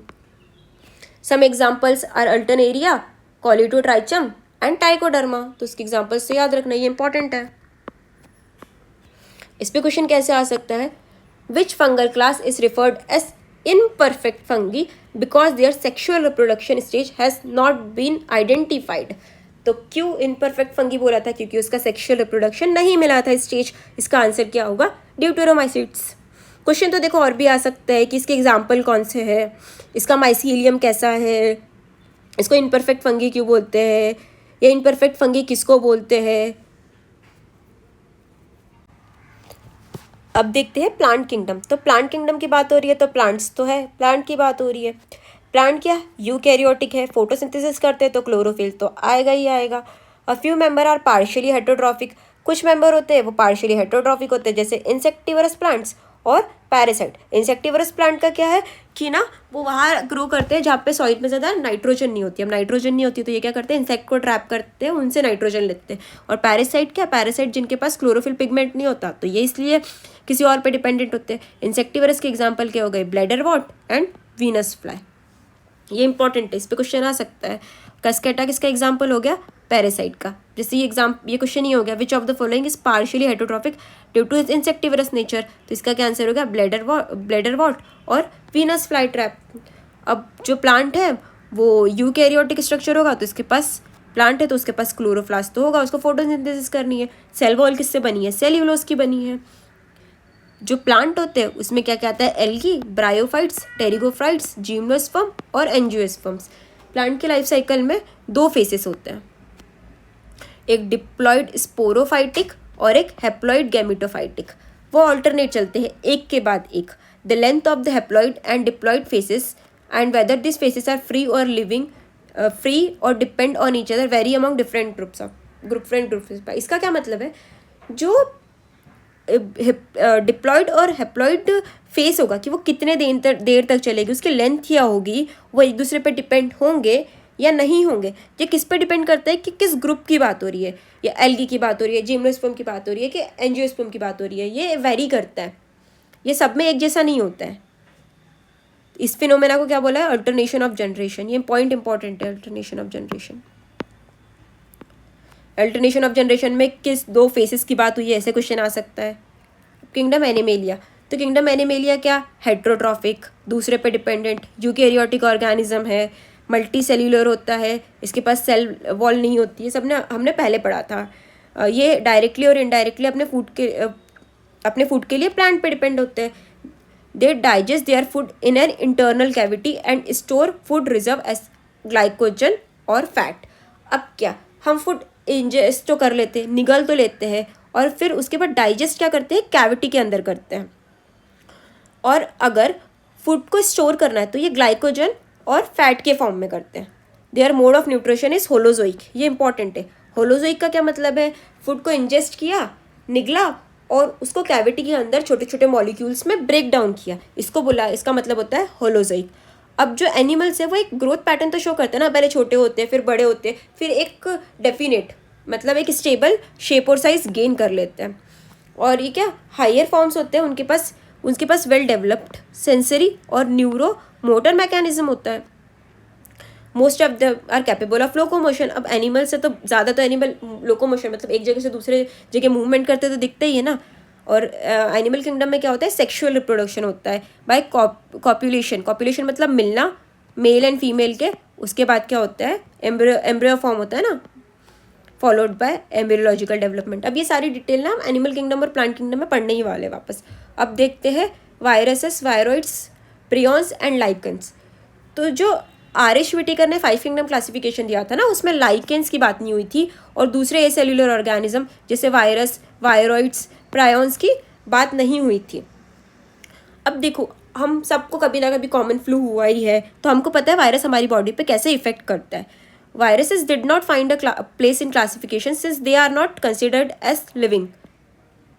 अब ये है ना कि वायरसेस को क्यों नहीं रखा था क्लासिफिकेशन में। 5 किंगडम क्लासिफिकेशन बना सकते तो 6 किंगडम क्यों नहीं बना सकते? इसलिए नहीं रखा था क्योंकि वायरसेस को लिविंग में कंसिडर ही नहीं करते। अब क्यों नहीं करते? क्योंकि लिविंग में उसको कंसिडर किया जाता है जिसके पास सेल स्ट्रक्चर होता है। वायरस के पास कोई सेल स्ट्रक्चर होता ही नहीं है, इसको इसलिए उसको लिविंग ही कंसिडर नहीं करते। The viruses are non cellular organism that are characterized by having an inert crystalline structure outside the living whole. मतलब वायरस ना जब तक किसी होस्ट के अंदर नहीं जाता, जब तक किसी सेल के बाहर ही रहता है, होस्ट के बाहर ही रहता है, तब तक वो बिल्कुल इनर्ट रहता है, इनएक्टिव रहता है, मतलब मरा हुआ रहता है, कोई काम ही नहीं करता है।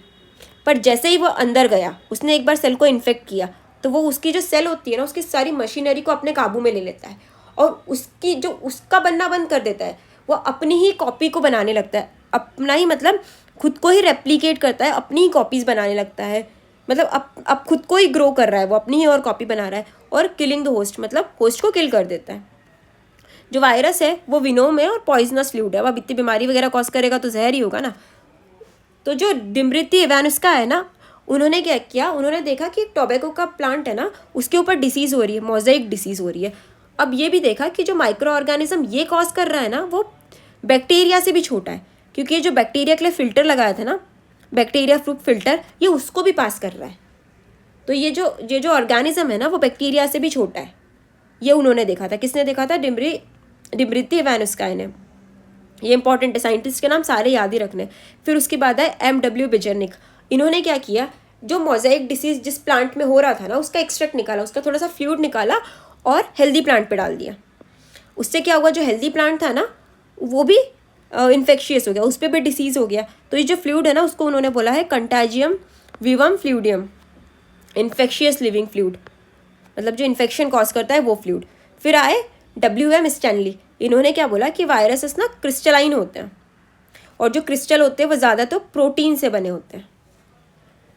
दे are inert outside their specific host. Inert क्या, अगर वो होस्ट के अंदर नहीं है तो वायरस इनएक्टिव होंगे। Virus are obligate parasite. आप दूसरों पे डिपेंडेंट ना अपने फूड के लिए, तो ऑब्लिगेट पैरासाइट तो है।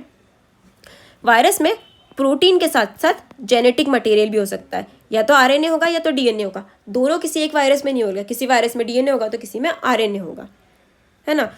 वायरस को न्यूक्लियो प्रोटीन बोला है। न्यूक्लियो प्रोटीन क्यों? क्योंकि उसके पास प्रोटीन भी है और जेनेटिक मटेरियल भी है।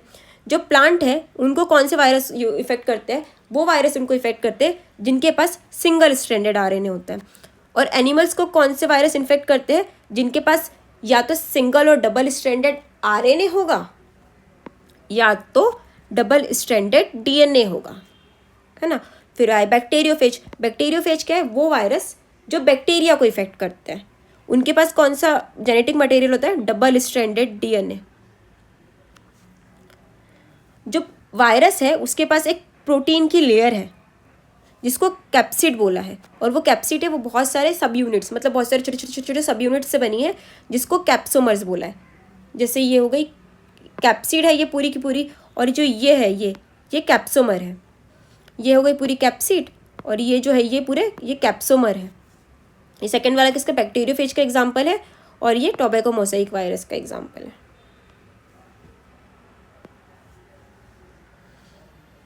कैप्सोमर हेलिकल में भी अरेंज हो सकता है और पॉलीहेड्रल में भी, जैसे हमने अभी एग्जाम्पल ऊपर देखे थे दोनों डायग्राम में।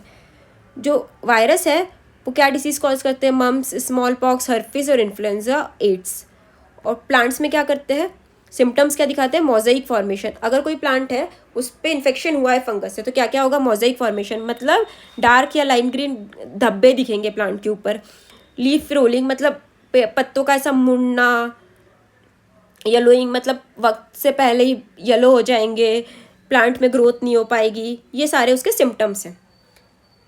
अब देखते हैं वायरॉइड्स। अब ये जो पैराग्राफ देखा था उसमें इंपॉर्टेंट था कि जो प्लांट को इन्फेक्ट करता है वो वायरस में कौन कौन से जेनेटिक मटेरियल होता है, या एनिमल्स में इन्फेक्ट करता है उसमें कौन सा जेनेटिक मटेरियल होता है, वो याद रखना है। अब देखते हैं हम वायरॉइड्स। तो वायरॉइड्स में क्या था ना, टीओ डाइनर ने क्या करा, बोला कि एक इन्फेक्शियस एजेंट है जो वायरस से भी छोटा है, जो क्या डिसीज़ कॉज कर रहा है, पोटैटो स्प्लिंटर ट्यूबर डिसीज़। ये याद रखना है कि एक वायरॉइड्स से कौन सा डिसीज़ हो रहा है। इस डिसीज़ में क्या होता है, जो पोटैटो होते हैं ना वो एबनॉर्मल शेप के होते हैं, ठीक है। This virus found to be free RNA, ये फ्री आरएनए है ये वायरॉइड्स, और इसके पास कोई प्रोटीन का कोट ही नहीं है, मतलब इसका आरएनए फ्री है। अब उसके पास, वायरस के पास क्या था, उसके जेनेटिक मटेरियल को प्रोटेक्ट करने के लिए एक प्रोटीन की लेयर थी। इसके जेनेटिक मटेरियल फ्री है, इसके पास कोई लेयर नहीं है प्रोटेक्शन के लिए। ये इन दोनों का बहुत बड़ा डिफरेंस। इस पे क्वेश्चन आ सकता है कि वायरॉइड्स और वायरसेस अलग क्यों है, कि वायरॉइड्स के पास एक प्रोटीन का कोट है, प्रोटीन का कोट नहीं है, और वायरस के पास प्रोटीन का कोट है, इसीलिए इसका नाम क्या रखा, viroids. The RNA of the viroids are low molecular weight. इस पे क्वेश्चन कैसे आ सकता है, viroids differ from virus in having, क्या है वायरॉइड्स के हैविंग, इसके पास कोई प्रोटीन का कोट नहीं है, इसके पास फ्री आरएनए है, ये दोनों का डिफरेंस है। अब देखते हैं हम प्रायॉन्स का। तो क्या हुआ, मॉडर्न मेडिसिन में देखा गया कि एक इन्फेक्शियस न्यूरोलॉजिकल डिसीज़ आया है, और वो किसके कारण फैल रहा है, वो ऐसे ऑर्गेनिज्म के कारण फैल रहा है जिसके पास एबनॉर्मली फोल्डेड प्रोटीन है। ये याद रखना है कि किसके कारण फैल रहा है, एबनॉर्मली फोल्डेड प्रोटीन्स। अब इसका साइज तो वायरस के जैसा दिख रहा था, पर वायरस के पास तो क्या था, वायरस के पास तो जेनेटिक मटेरियल था ना, आरएनए डीएनए। इसके पास कोई आरएनए डीएनए नहीं है, ये किसके पास क्या है, एबनॉर्मली फोल्डेड प्रोटीन है, इसका साइज वायरस की तरह ही है। इस एजेंट को बोला है हमने प्रायॉन्स। ये कौन सा डिसीज कॉज करता है, बोविन स्पॉन्जीफॉर्म इंसेफेलोपैथी। किसमें फॉर्म करता है, काऊ में। इसको अपने कॉमन वर्ड में क्या बोलते हैं, मैड काऊ डिसीज, है ना। इसमें जो काऊ होती है ना वो एबनॉर्मल बिहेव करने लगती है। कैसे बिहेव करती है, एबनॉर्मल बिहेव करती है, क्योंकि न्यूरोलॉजिकल डिसीज़ है ना, और इसका ही एक वेरिएंट है जो ह्यूमन में डिसीज़ करता है, जिसको क्या बोलते हैं, क्रूट्सीफेल्ड जैकब डिसीज़। तो ये याद रखना है। अब इस पे क्वेश्चन आ सकता है ना, BSC मतलब बोविन spongiform encephalopathy in cattle is caused by, तो इसका क्या है, प्रियॉन्स। इसका आंसर क्या है, प्रियॉन्स।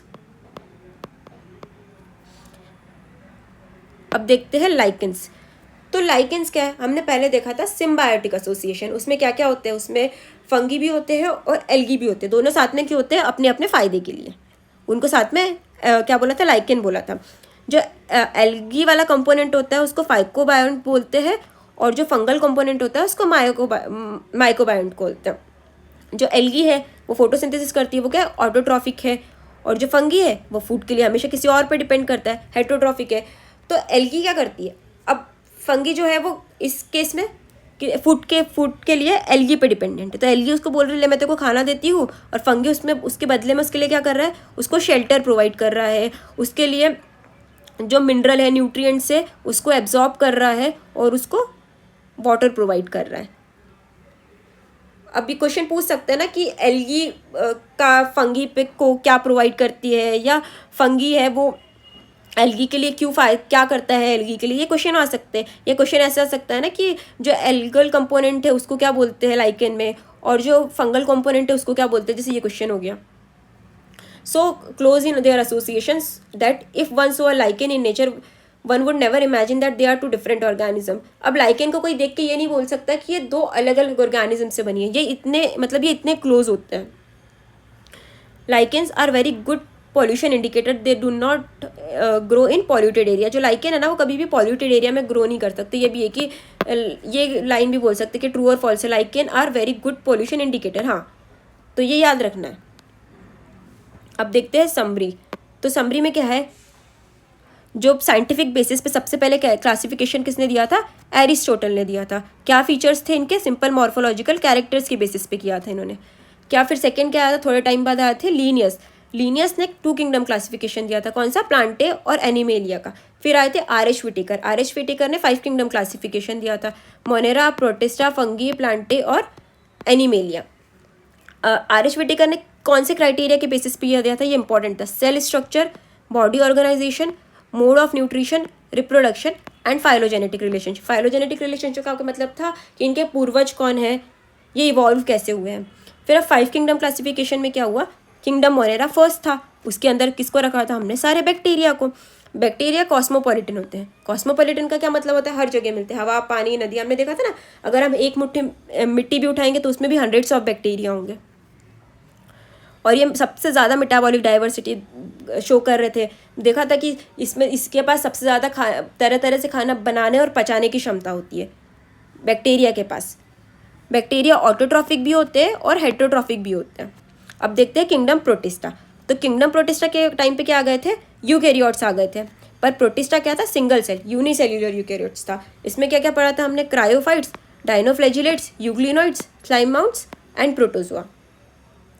अब प्रोटिस्टा थे वो अपने यूकैरियोट्स थे, तो उसके पास वेल डिफाइंड न्यूक्लियस तो होगा और मेम्ब्रेन बाउंड ऑर्गेनेल्स तो होगी।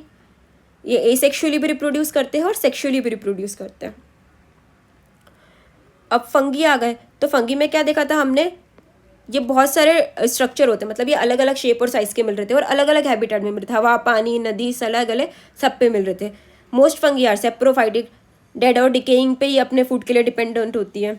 ये भी सेक्सुअल और एक सेक्सुअल रिप्रोडक्शन दोनों करते हैं। जैसे हमने स्पोर्ट्स देखे थे, कौन कौन से है, फैकोमाइसिटिस, एस्कोमाइसिट्स, बेसिडोमाइसिट्स एंड ड्यूटोरमाइसिट्स, ये फंगी हमने पढ़ी थी। अब उसके बाद आए plant.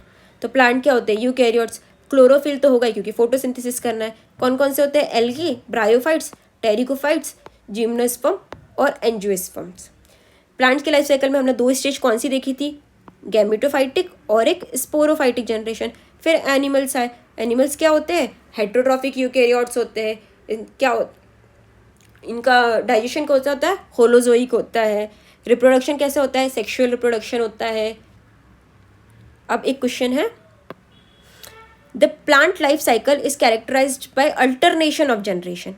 Alternation of generation, what are the 2 distinct phases. तो अभी हमने प्लांट किंगडम पढ़ा था, उसके अंदर कौन कौन से 2 फेसेस की बात हुई थी, इसका आंसर आप लोग कमेंट्स में बताइए।